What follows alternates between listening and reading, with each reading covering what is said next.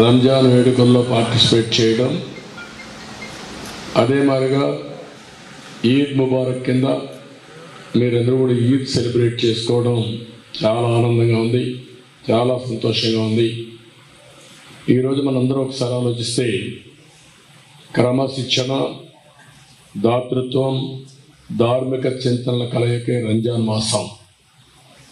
పేదలకు సహాయం చేయాలి, పరులకు ఉపకారం చేయడం కోసం చాలా స్పష్టంగా రంజాన్లో ఉంది. అందుకే ప్రతిరోజు ఈ నెలంతా కూడా ఎవరైతే ఎక్కువ దానాలు చేస్తారో వాళ్ళకి ఎక్కువ మోక్షం వస్తుందని కూడా రంజాన్ చాలా స్పష్టంగా చెప్తుంది. కఠోరమైనటువంటి క్రమశిక్షణతో సూర్యుడు ఉదయించమునిపై మీరు భోంచేసి మళ్ళా అస్తమించే వరకు మంచి నీళ్లు కూడా తాగకుండా మీరు దీక్ష చేస్తారు. అది ఒక బ్రహ్మాండమైనటువంటి అనుభవం కూడా, అనుభూతి కూడా. అలాంటి మీరు ఈ మాసంలో అల్లాను ప్రార్థించారు. న్యాయం జరగాలని, ధర్మాన్ని పరిరక్షించాలని, సకల జనులకు లాభం జరగాలని మీరు నెలంతా కూడా ప్రార్థనలు చేశారు. మీ ప్రార్థనలు మీ కుటుంబానికి, రాష్ట్రానికి, దేశానికి, ప్రపంచానికి లాభం జరగాలని మనస్ఫూర్తిగా ఆకాంక్షిస్తున్నా. మీ ప్రార్థనలు జయప్రదం కావాలని మరొకసారి మనస్ఫూర్తిగా దేవుణ్ణి కోరుకుంటున్నాను. ఈరోజు మీరు చూస్తే ఏది చేసినా కూడా మనము, మన కుటుంబం, సమాజం ఆనందంగా ఉండాలి. ఈరోజు మైనారిటీ సోదరులు ఉన్నారు. ఒక్కసారి మీరందరూ కూడా ఆలోచించుకోవాల్సిన అవసరం ఉంది. ఏ ప్రభుత్వం మీకు న్యాయం చేసింది? ఏ పార్టీ మీకు న్యాయం చేసింది? ఏ పార్టీ హయాంలో మీకు పనులు జరగలేదో రెండు విషయాలు కూడా మీరు వేరే చేసుకొని ముందుకు పోవాల్సిన అవసరం ఉంది. మీరు చూస్తే తెలుగుదేశం పార్టీ వచ్చిన తర్వాత మైనారిటీల కోసం మైనారిటీ ఫైనాన్స్ కార్పొరేషన్ పెట్టిన పార్టీ తెలుగుదేశం పార్టీ. మీరందరూ ఎప్పుడు ఉర్దూ అభివృద్ధి కావాలి, మేము ఉర్దూలో చదువుకోవాలి, మాతృభాషను కాపాడుకోవాలని ఆరాటపడతారు. అలాంటిది 13 జిల్లాల్లో ఉర్దూ రెండో భాష చేసిన పార్టీ తెలుగుదేశం పార్టీ. నేనే ముఖ్యమంత్రిగా ఉండి చేశాను. అదే మరి ఎక్కడికి పోయినా మాకు ఉర్దూ యూనివర్సిటీ కావాలి, మా పిల్లలు కూడా బాగా చదువుకోవాలి, పై చదువుకోవాలని మీరు కోరుకుంటారు. అందుకే హైదరాబాద్లో ఉర్దూ యూనివర్సిటీ పెట్టించాం. నేను మళ్ళీ రాష్ట్రం రెండుగా విడిపోతే నేను వచ్చి ఇక్కడ కర్నూలులో ఉర్దూ యూనివర్సిటీ ఏర్పాటు చేసిన పార్టీ తెలుగుదేశం పార్టీ. ఈ విషయం మీరు గుర్తుపెట్టుకోవాలి. తెలుగు రాష్ట్రాల్లో 2 ఉర్దూ యూనివర్సిటీలు ఉంటే 2 కూడా తెలుగుదేశం పార్టీ పెట్టిన యూనివర్సిటీసే. ఇంకొక పక్క మీరు చూస్తే ఆంధ్రప్రదేశ్లో ఉండే ముస్లిం సోదరులంతా మీరు ఎక్కడికో వెళ్ళేవాళ్ళు, ఇక్కడ గద్దాకన్నారంటే. అలాంటిది నేను ఒకటి ఆలోచించాను. హైదరాబాద్లోనే ఆజ్ హౌస్ కట్టి ప్రత్యేక విమానాలు హైదరాబాద్ చేయించి నేనే అనేక సందర్భాలు అక్కడికి వెళ్ళి మీకు సెండ్ ఆఫ్ ఇచ్చిన విషయం మరొకసారి గుర్తు చేస్తున్నా. ఆ తర్వాత 2 రాష్ట్రాలు అయిన తర్వాత కడపలో, విజయవాడలో ఆజ్ హౌస్లు కట్టి అవి 2 కూడా డైరెక్ట్గా విమానాలు వేసి మీకు ఆర్థిక సహాయం కూడా పోయేదని ప్రయాణ ఖర్చులకు ఇచ్చిన పార్టీ తెలుగుదేశం పార్టీ. తర్వాత గవర్నమెంట్ ఆఫ్ ఇండియా కూడా ఇచ్చే పరిస్థితికి వచ్చారు. ఇవే కాకుండా ఈరోజు మీరు ఒకసారి చూస్తే పేద ముస్లింలు ఆదుకోవడానికి రంజాన్ తోఫా ఇచ్చాం. నేను అడుగుతున్నా, ఈరోజు మీకు రంజాన్ తోఫా వస్తూ ఉందని అడుగుతున్నా. 10 లక్షల మందికి ఇచ్చాం. పేద ముస్లింలు కూడా ఆనందంగా రంజాన్ జరుపుకోవాలని రంజాన్ తోఫా ఇచ్చిన పార్టీ తెలుగుదేశం పార్టీ. ఇదే కాదు, సంక్రాంతి రోజు కూడా మళ్ళా ముస్లిం సోదరులకు ఇచ్చి సంక్రాంతి కానుక కూడా ఇచ్చి 2 పండుగలు కూడా ఆనందంగా జరుపుకునేట్టుగా మీకు తోడ్పాటు చేసిన పార్టీ తెలుగుదేశం పార్టీ. ఇది కాకుండా దుల్హా, మీ పిల్లల పెళ్లిళ్ళు చేయాలంటే మీకు ఆర్థిక ఇబ్బందులుంటే కాదు, ఒక అన్నగా అందరి పిల్లల పెళ్లిళ్ళు చేయాలని 50,000 రూపాయల చొప్పున పెళ్లికి ఏదైనా పెళ్ళి అయితే పెళ్లి పీటల కంటే ముందే మీకు ఆర్థిక సహాయం చేసిన పార్టీ తెలుగుదేశం పార్టీ. దుల్హాన్ ఇచ్చా. ఈరోజు అడుగుతున్న దుల్హాన్ వస్తా ఉందని అడుగుతున్నా. కొన్ని వేల మందికి ఇచ్చాం, వందల కోట్ల రూపాయలు ఇచ్చాం. ఈరోజు ఎన్నో మాటలు చెప్పాడు, ₹1,00,000 ఇస్తా అన్నాడు. ఇచ్చాడా అని నేను అడుగుతున్నా. మళ్ళీ ఆ దుల్హాన్ రావాలంటే తెలుగుదేశం పార్టీ రావాలి. తప్పకుండా ఈసారి ₹1,00,000 చొప్పున దుల్హాన్కి డబ్బులు ఇచ్చి అందరి పిల్లల పెళ్లిని చేసే కార్యక్రమానికి శ్రీకారం చుడతాం. ఇంత మునుపు అయితే 33,000 మందికి ఇచ్చాం, ₹165 కోట్ల ఖర్చు పెట్టాం. నేను అడుగుతున్న జగన్మోహన్ రెడ్డిని, మా ముస్లిం సోదరులు అంటాం, ఏమి ఇచ్చావో చెప్పమంటున్నా. ధైర్యం ఉంటే 5 సంవత్సరాలు ఏమి ఇచ్చారో చెప్పగలిగితే ముస్లిం సోదరులు అర్థమవుతుంది. నేను దీన్ని సవాలు విసురుతున్నా అని కూడా మీకు తెలియజేస్తున్నా. ముస్లిం సోదరుల్లో బాగా తెలివైన పిల్లలు ఉన్నారు. బాగా చదివిస్తే ప్రపంచంలో మంచి అవకాశాలు అందిపుచ్చుకుంటారు. అందుకే నేను విదేశ విద్య పెట్టాను. ఒక్కొక్కరికి ₹15 లక్షల చొప్పున నచ్చిన యూనివర్సిటీ ప్రపంచంలో ఎక్కడ చదువుకోవాలన్నా చదివించిన పార్టీ తెలుగుదేశం పార్టీ. 100 మందికి ఇచ్చా. మనం ఉంటే ఈ కార్యక్రమం కూడా అయ్యేది, అది కూడా పోయింది. దుకాన్ మకాన్ ఇచ్చాం. అదే మరి షాదీ ఖానాలు కట్టాం. అదే మరి శ్మశానాలకి కబరస్థానాలకి ఆర్థిక సహాయం చేశాం. మసీదులు కట్టుకోవాలని డబ్బులు ఇచ్చాం. దుల్హన్ అదే మరిగా మౌజములకి ఇమాములకి ఆన్రోరేం ఇచ్చిన పార్టీ తెలుగుదేశం పార్టీ. దేశంలోనే మొట్టమొదటిసారి ఆన్రోరేం ఇచ్చాం. వాళ్ళు కూడా చాలామంది పేదవాళ్ళు ఉన్నారు, కష్టాలు ఉన్నాయని ఉద్దేశించి ఇచ్చాం. నేను అడుగుతున్నా, ఈరోజు 6 నెలలు అయింది, ఇమాములకి మౌజుములకి డబ్బులు వచ్చాయని మిమ్మల్ని అడుగుతున్నా. ఎక్కడా డబ్బులు ఇవ్వలేని పరిస్థితికి వచ్చారు. అందుకనే ఇంకొక పక్క మీరు చూస్తే ఈరోజు ముఖ్యమంత్రి మాట్లాడుతున్నాడు. ఇతనికంటూ ఈయన రికార్డు కంటూ ఏ పని చేయలేదు. 90% పూర్తి చేసిన ఆజ్ హౌస్ కడపలో డిప్యూటీ సీఎం ఉండి 10% పూర్తి చేయలేకపోయారు. అది వీళ్ళ సమర్థత, అది మైనారిటీస్ పైన ఉండే ప్రేమ. నేను అందుకే మిమ్మల్ని కోరుతున్నా, ఈరోజు మీరందరూ ఆలోచించే సమయం వచ్చింది. నేను సప్లాన్ తీసుకొచ్చాను. మైనారిటీ సోదరుల కోసం ఆర్థిక సహాయం ఇవ్వడానికి ₹3 లక్షల ఆర్థిక సహాయం ఇస్తే అందులో ₹1,00,000 సబ్సిడీ ఇచ్చిన పార్టీ తెలుగుదేశం పార్టీ. మిమ్మల్ని ఆర్థికంగా పైకి తేవాలి. ఇలాంటి ప్రోత్సాహాలు చాలా ఇచ్చాం. ఇది కాకుండా ఈరోజు నేను మిమ్మల్ని ఒకటే కోరుతున్నాను. ఈరోజు తెలుగుదేశం పార్టీ, బీజేపీ, జనసేన 3 పార్టీలు కలిశాం. కానీ ఈ రాష్ట్ర ప్రయోజనాలు కాపాడడానికి ఆ విషయం మీరు అందరూ గుర్తుపెట్టుకోవాల్సిన అవసరం ఉంది.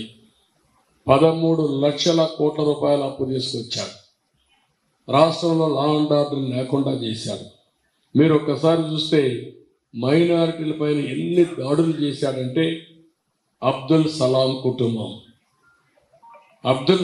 కుటుంబం నంద్యాలలో మీరు చూస్తే వేధించి భర్త ఆత్మహత్య చేసుకోవాలని, భర్త ఆత్మహత్య చేసుకుంటే భార్య అనాథ అయిపోతే ఈ దుర్మార్గులు ఆ అమ్మాయిని చెడబడతారని, ఆ అమ్మాయి కూడా భయపడిపోతే ఇద్దరూ కలిసి ఆత్మహత్య చేసుకోవాలని, పిల్లలు ఏమవుతారు, అనాథలు అయిపోతారని ఆలోచించి భార్య భర్త 2 పిల్లలు బలవంతపు మరణం రైల్వే ట్రాక్ మీద పెట్టుకొని చనిపోయారు. పిల్లలు ఏమైనా పక్కెళ్ళిపోతారన్న ఉద్దేశంతో పిల్లల్ని ముందుగానే కట్టేసి 2 బలవంత మరణం చేసుకున్నారంటే ఒక్కసారి అలాంటి దృశ్యాలు ఇలాంటి సందర్భంలో గుర్తించుకోవాలి. ఒకరిద్దరుగా ఇలాంటి సంఘటనలు కొల్లలు జరిగాయి. మైనారిటీ ఆస్తులు కొల్లగొట్టారు. కడాన ఈరోజు ఇప్పుడే ఇక్కడికి వస్తే ఒక సంఘటన చెప్పారు. మలేషియాలో ఒక మైనారిటీ వ్యక్తి చనిపోతే ఈ ప్రాంతంలో, ఈ గ్రామంలో ఉండే వ్యక్తిని, డెడ్ బాడీని, శవాన్ని తీసుకురమ్మంటే తీసుకురాకుండా నిర్లక్ష్యం చేస్తే మళ్ళా తెలుగుదేశానికి చెప్తే ఎన్ఆర్ఐ ఫోరం ద్వారా డెడ్ బాడీ తీసుకొచ్చి అప్పచెప్పింది తెలుగుదేశం పార్టీ. ప్రభుత్వం చేయలేని పని. ఇప్పుడే టిట్కో అవసరం చెప్తున్నా. ఈరోజు కూడా ఒక మైనారిటీ మహిళకు ఫోన్ వచ్చింది. నేను ఆ రోజు ₹50,000 కడితే సింగిల్ బెడ్రూమ్, ₹1,00,000 కడితే డబుల్ బెడ్రూమ్ ఇస్తామని చెప్పి చేశాం. నేను ఉచితంగా ఇస్తానన్నాడు. 1,50,000 నేను సబ్సిడీ ఇచ్చాను. కేంద్రం 1,50,000 ఇచ్చింది. ఇన్ఫ్రాస్ట్రక్చర్ పూర్తిగా మేమే పెట్టుకున్నాం.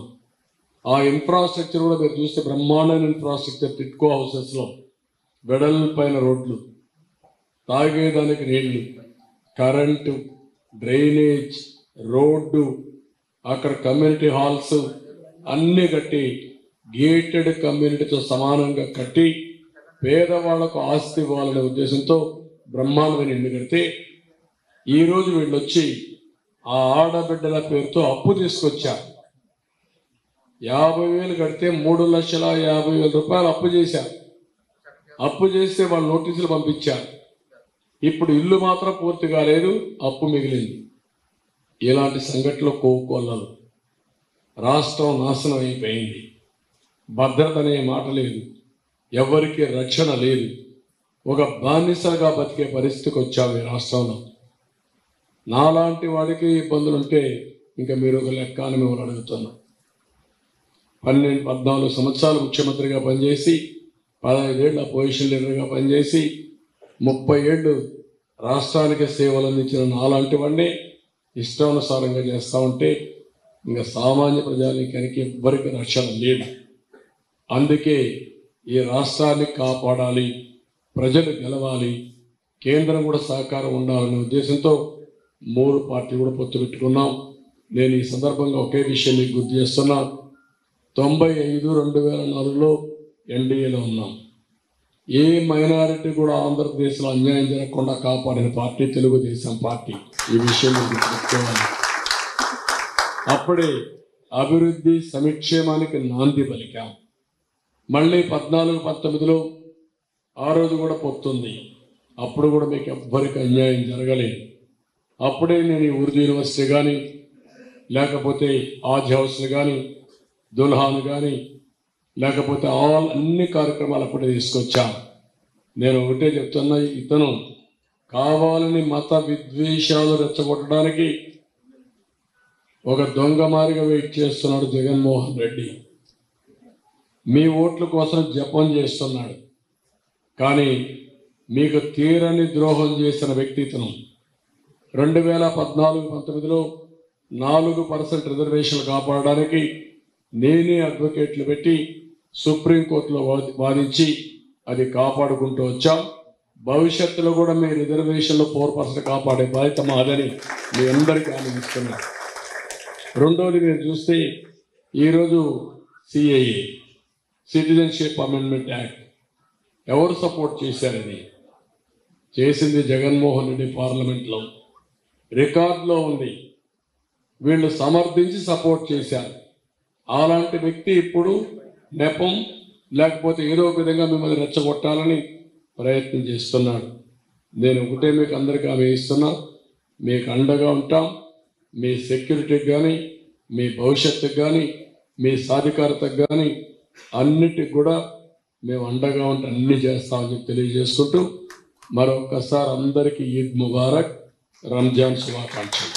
ధన్యవాదాలు, మనస్ఫూర్తిగా అభినందనలు.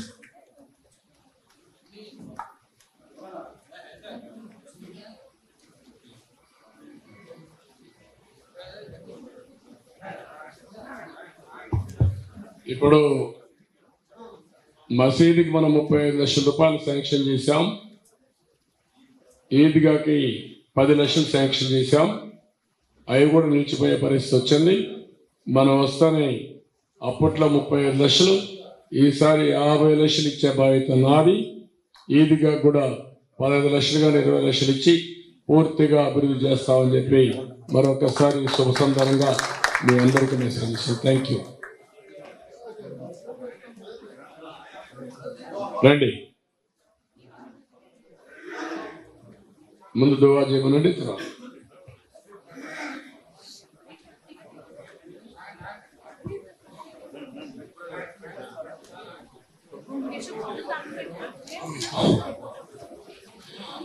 اللهم ربنا تقبل منا إنك أنت السميع العليم وتب علينا إنك أنت التواب الرحيم رب اجعلني مقيم الصلاة ومن ذريتي ربنا وتقبل دعاء ربنا اغفر لي ولوالدي وللمؤمنين يوم يقوم الحساب اللهم ربنا ظلمنا أنفسنا وإن لم تغفر لنا وترحمنا لنكونن من الخاسرين. اے اللہ اس ماہ عید المبارک کے دن آج ہر مومن مسلمان نماز عید پڑھی ہے. اللہ اس عید نماز تیرے بارگاہ میں قبول فرما. حضور صلی اللہ علیہ وسلم کے صدقے سے آج عید الفطر ہر مومن مسلمان آپس میں مبارکباد دیتے ہوئے آج عید کیا ہے. اللہ کا لاکھ لاکھ احسان و شکر ہے. اے اللہ ہماری رمضان کے روزے، رمضان کے تراویح، عبادتیں، نمازیں تیرے بارگاہ میں قبول عطا فرما. اے اللہ حضور صلی اللہ علیہ وسلم کے صدقے سے جناب ہمارے سی ایم صاحب نارا چندرابابو نائیڈو گارو آج الیکشن میں جو کچھ بھی آج وہ مکھیہ منتری سی ایم ہونے کی توفیق عطا فرما. اور زیادہ سے زیادہ الیکشن میں ہر مومن مائنارٹی ہو کہیں بھی ہو اللہ ان کو اچھے سے اچھا جتانے کی کوشش کرنے کی توفیق عطا فرما. اور تیلگو دیشم پارٹی اور اچھے سے اچھا زیادہ سے 170 سیٹ ایم ایل اے کے سیٹ آنے کی توفیق عطا فرما. اور ہر مسجد کے متولی اور نردول کے ہر مسجد کے متولی اور ہر مسجد کے صدرات اور جتنے بھی لوگ ہیں ہر مومن مسلمان سی ایم چندرابابو نائیڈو گارو کے لیے دعا کرتے ہیں. ان کو صحت عطا فرما، تندرستی عطا فرما اور ہر مشکلات کو دور فرما، ان کے ہر تکلیفوں کو دور فرما. اور تیلگو دیشم پارٹی پھر بھی یہ جو سلطنت جو ہے آگے 2020 پرچار میں پھر بھی تیلگو دیشم پارٹی انہوں کو آنے کی توفیق عطا فرما، پھر بھی ان کو سی ایم ہونے کی توفیق عطا فرما. اسٹیٹ کے ہر مومن مسلمان ان کو جتانے کی توفیق عطا فرما. پھر بھی چندرابابو نائیڈو گارو کو پھر بھی سی ایم ہونے کی زیادہ سے زیادہ ہمیں دعا کرتے ہیں. ان کو اچھے سے اچھا مکھیہ منتری اور سی ایم کا سیٹ انہوں کو توفیق عطا فرما. ہماری دعا کو قبول عطا فرما. ان اللہ و ملائکتہ یصلون علی النبی یا ایھا الذین آمنوا صلوا علیہ وسلموا تسلیما. اللہم صلی علی سیدنا شفیعنا محمد صلی اللہ تعالی وسلم. سبحان ربک رب العزت عما یصفون وسلام علی المرسلین والحمد للہ رب العالمین.